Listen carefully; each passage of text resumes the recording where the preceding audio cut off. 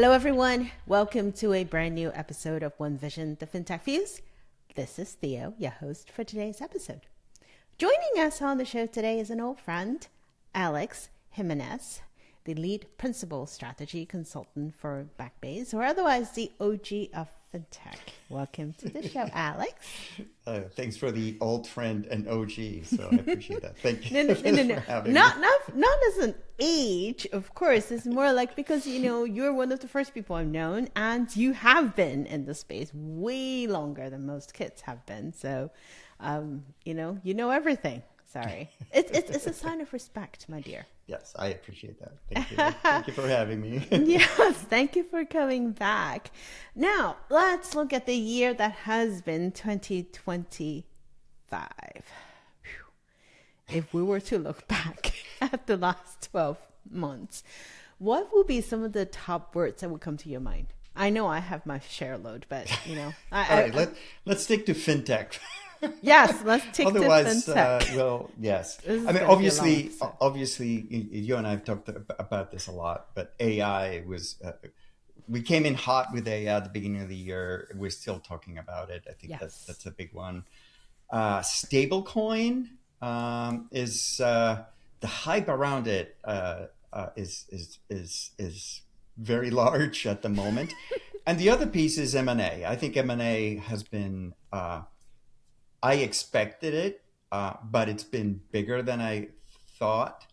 Having, Fifth Third, for example, acquiring Comerica is a big example of what we're seeing out there. We're seeing fintechs acquiring banks. We see banks, we see credit unions acquiring fintechs. It's all over the place. It's exciting in some ways. It's also worrisome in some other ways. So we'll see what happens next couple of years. I absolutely agree. And I'll tell you one that completely caught me by surprise is the recent announcement of Innova, which is a payday lender, for lack of better words, and their plan to acquire Grasshopper, Yep. a digital bank based in New York. That one caught me by surprise. I did not see that coming.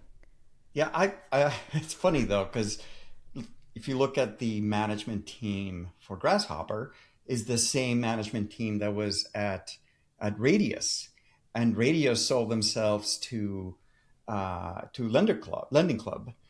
So they're sort of repeating the same thing with a different kind of fintech, right? So I was surprised of who the acquirer was, but I wasn't surprised that they were acquired. I was surprised at who Yeah. are planning to acquire them, and I am worried about the potential repercussions if and when that does go through. But we have plenty to talk about way before that, and you touched on AI and stablecoin M&A.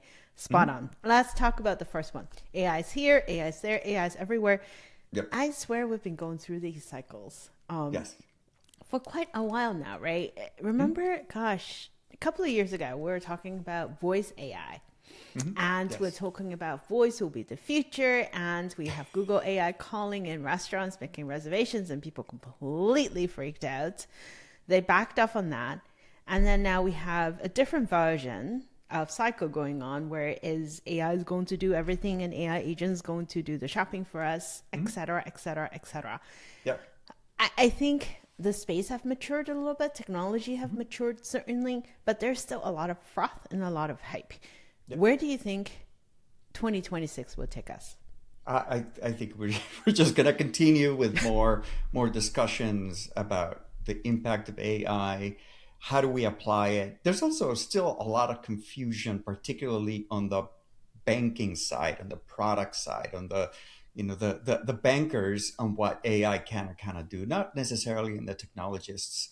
I think that technology people, both in banks and obviously in the overall fintech space, understand the limitations and what AI can and cannot do. But I think a lot of bankers, it all depends. Some of them seem to have rose-colored glasses and think that AI can do all kinds of things that we're not ready for yet. And on the other side, of course, there's the more traditional bankers who are saying, absolutely not, this is not going to do anything, this is going to impact anything, which, of course, is also not correct either, right? So we're going to be somewhere in the middle, and we will continue to come up with new use cases. And, you know, those of us that are in the space and are working with AI and implementing AI are obviously bullish about where we're going with it. But we also have to be very careful how we do it and where do we apply it. I agree. I feel like from a pure technology perspective, there's a whole lot we can do, but Mhm. the barriers isn't so much so what we can do with the tech, but more so the rest of it, right? Do we have Yeah. the data ready? Do we have the infrastructure in the largest sense ready? Do we have the culture ready? Do we have the people? And Yeah. that takes longer to solve. Well, 5 years ago, we were talking about digital transformation uh, We're still as talking about uh, it. as a strategic change of banks and so on, right? We're in the same place. It's the Mm. exact same place. It's just some of the underlying technology is a little different, particularly large language models and agentic AI. But the challenges remain the same. Change management remain an issue. Culture remain an issue. Strategic thinking of where banks and others need to go is an issue. And one that we haven't addressed well in the past 10, 15 years is data hygiene and what are we doing with the data? I remember, a decade ago, we were all talking about data warehouses and data and started to talk about data lakes. Um, we have not gone beyond that at this point. Yes, indeed, we are still there. And I can vividly remember 2 decades ago, I was playing with data warehouse. We're doing reporting. We're doing, a lot of things. Yes, trying to figure out how to take care of duplicate entries and records. And yeah, I think it was okay. Never mind. Oh, I remember a meeting once where we had tons of people from the bank sitting around talking about the balance of an account and what we should be presenting on digital banking. And at this point was online banking, right? Should it be the average balance? Should it be the current balance? How do you define this? How do you define balance? It was a whole hour of talking about this very specific thing, and we came out with no answers. We're still in that space. Alex, I'm supposed to feel more hopeful with the new year. That Well, that it's lots of things change, but a lot of things remain the same, right? Some of the challenges are still there, and even when we talk about things like real time payments, real time settlements, and so on, a lot of that stuff still has not entirely impacted everything that we do. So we still live in a batch world with some real time stuff. So when that happens, these sort of issues come up, and they're going to be there. What do you think about from a guardrail perspective? I did recently hear someone Mhm. mentioned if we think back at perhaps a year or 2 years ago, at the onset of how do we apply some of the large language models use cases Mhm. in banks, we need to Yep. worry about hallucination, we need to worry about bias data and all of that. It Yep. seems like the last half year has brought us to the point where just throw it in the wall and see what sticks. And there's Yep. less talk of how do we make sure the data we're putting in is not garbage. What do Yep. you see from your side? I think this is a huge issue. Not being a technologist for real.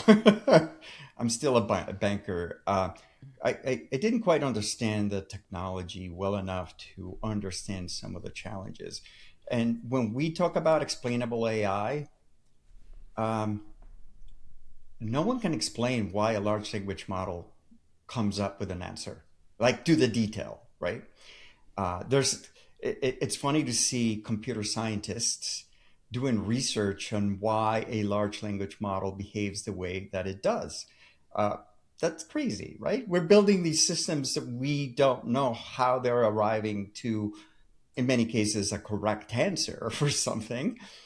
So when we talk about explainable AI and we have to build systems to kind of rework how we arrive to a decision to explain it to someone, we have a problem, right? We need to understand that, and we need to do better and be better at being able to explain some of the decisions or the decisions that an AI system makes. And to me, when I think about underwriting, particularly underwriting loans, underwriting a mortgage, for example, we can't just rely on, well, this is what the model told us, because we very quickly are going to slip into redlining. And in fact, there's already signs that we're starting to do that already. That's a problem. And in uh, the current regulatory regime, it's not a problem. But things will swing the other way.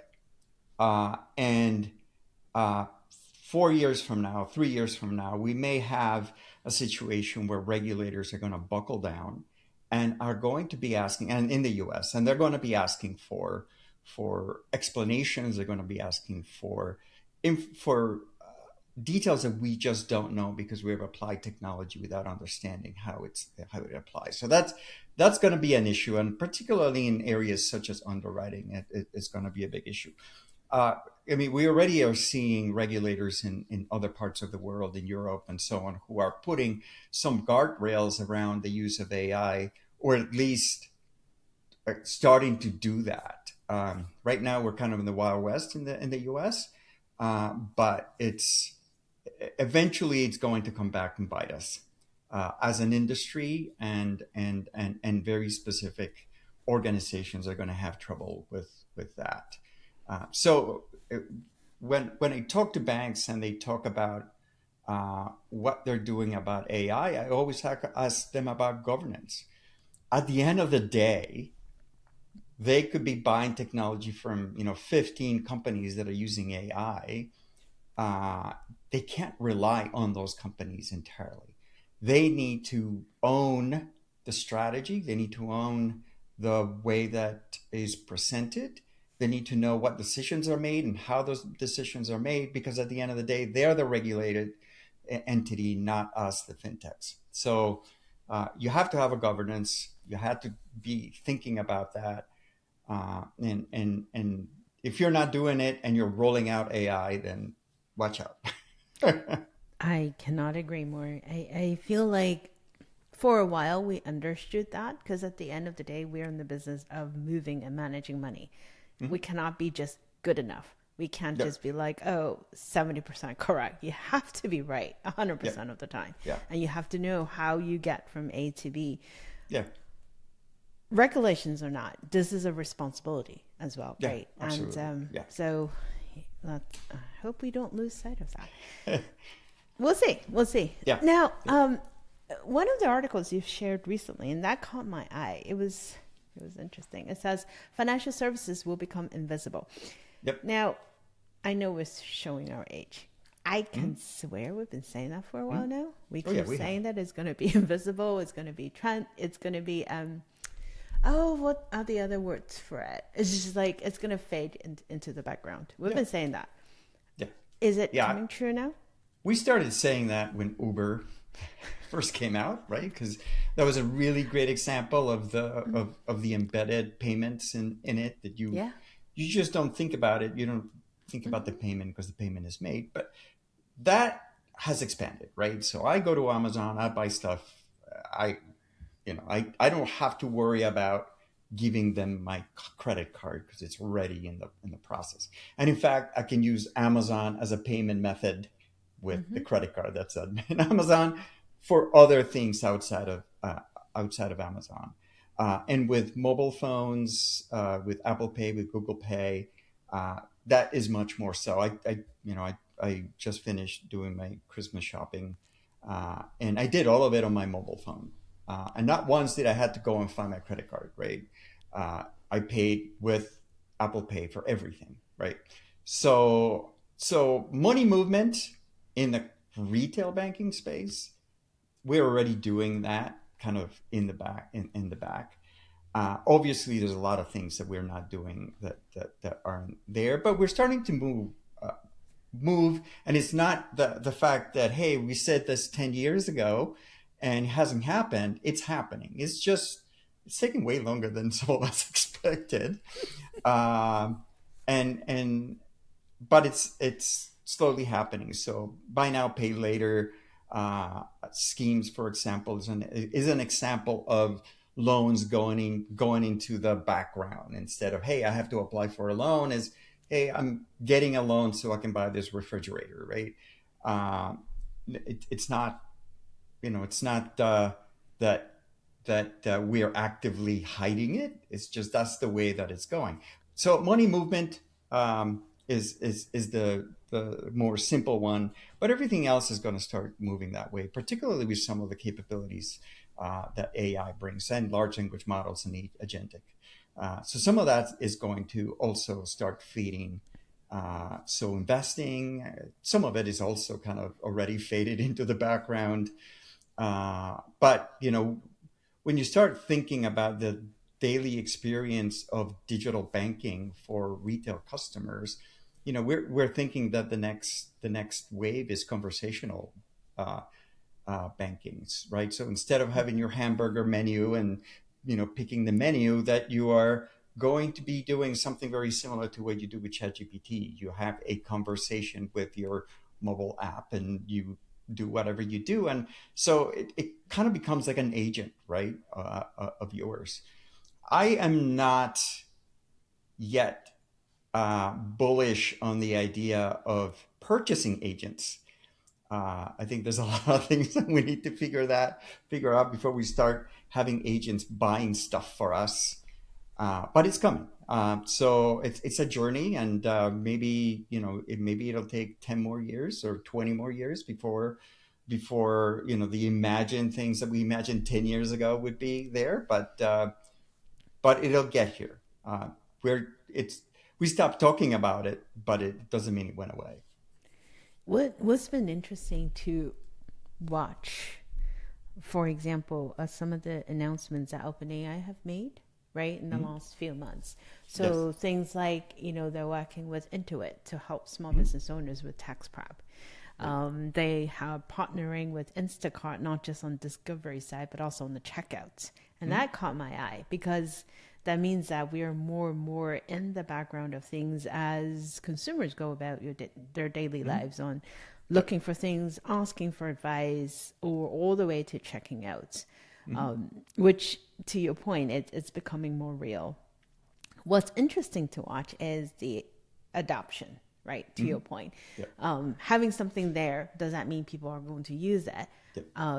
So that's something to watch. I think the infra will be ready Mhm. before we have Oh the yeah, customers on board. absolutely. But then the question then becomes, the space is getting so crowded right now, which brings me to my next question, because now we have crypto Mhm. getting national charters. We have Yep. neobanks coming in. We have new banks coming Yep. in. We have the big techs of the world still eyeing piece of the pie. We have PayPal wanting Mhm. to be a bank. Mhm. Yep. Phew. Um, what's next? Yeah, we're just going to see a lot more of that. But there'll be a shakeout. You know, every time that we get all excited about something, that then there's a shakeout. There's a rationalization of things. So 3-4 years ago, we were all talking about banks that are sponsoring Oh, fintechs and so yes. on. And look what Sponsoring banks. has happened in the past year and a half. There in that space, right? And some discipline had to be applied to those schemes, and the space has changed. So there'll be a lot more of that. It'll be interesting to see what happens with the new crypto organizations getting bank charters. There's already talk from California and New York, uh, and whether they are going to be pushing back against those charters. So I mean, there's a possibility that it won't be the way that the crypto companies think it's going to go.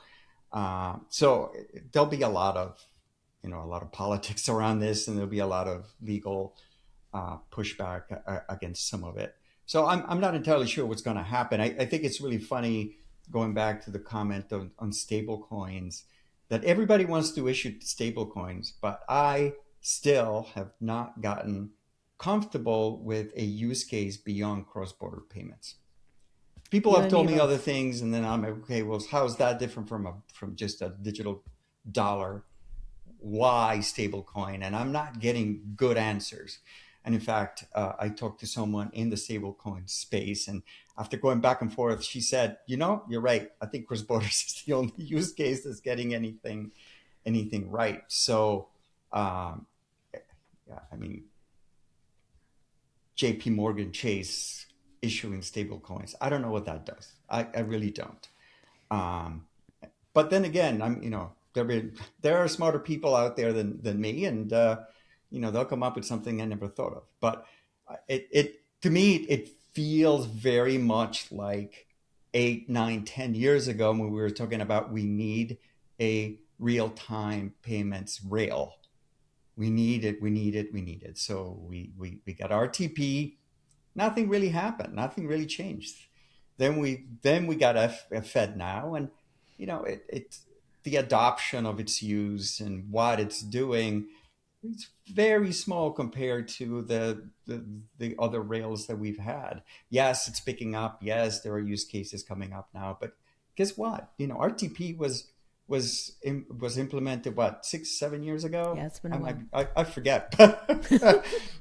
But it took 6 years for something to catch on. It to me, it's like, it's the stable coins the same thing. It's, go back 10 years ago, and we talked about how blockchain was going to change banking forever, and in 10 years everything would be different. I don't know. I mean, I was one of those people. uh, you know uh, uh, the the manifesto that Satoshi had out there. I thought that was fantastic and amazing, and look how it's going to change payments. It hasn't changed payments. It's not even a payment vehicle. So Bitcoin, that is.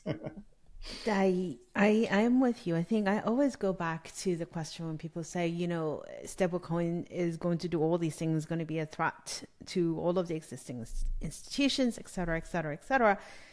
My question always goes back to, okay, so now when everyone on the surface of the planet is issuing stablecoin, what does that do to us as consumers?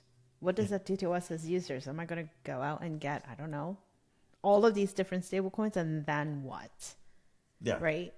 Like, we have so many things that we need to focus on right now, Yes. especially the fundamentals we still need to clean up and get right.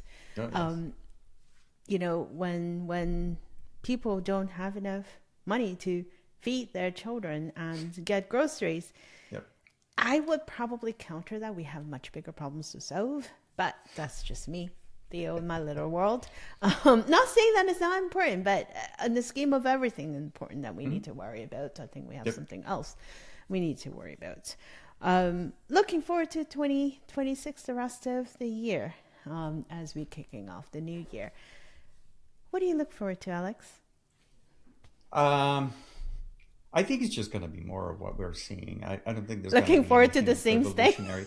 I'm not looking forward to it. Some of it is there's a lot of noise. I think the one thing that I'm hopeful and that I've been somewhat surprised is, as the U.S. government walks away from helping people, I find that a lot more bankers and credit union executives are talking about how to help communities, much more so than before, and with a little bit more meat on the bone than they used to. Everybody talked about, yeah, particularly in the credit union and community bank space. There's always a discussion about that, but it seems to me that there is a realization that leadership in government is walking away, and it's time for companies, organizations, credit unions to pick up some of the slack, because no one else is going to do it for us, sort of mentality. And so I think that's hopeful. There's a lot of people talking about how to actually do financial literacy better, how to bank the underbanked, much more so than I used to, even when that was kind of a stated goal by a lot of organizations. So again, it's talk, it's not necessarily action, but it seems like there's this feeling that we got to do some of these things on our own, and we can't wait for Washington to help. So hopefully we'll be able to step up more for each other and for the community, and actually finding ways to improve financial well-being and not just giving them a bank account. Yeah, Let's yeah. hope for the best. One of my favorite things about use cases on AI is the ability to give bite-sized contextual advice to someone. Don't give me a 2,000 word article that I have to read about how I should buy less Starbucks so I can have some money in my savings account. Oh God, I Give don't me like that this. little thing that says, "Hey, do this," or "Hey, don't do that."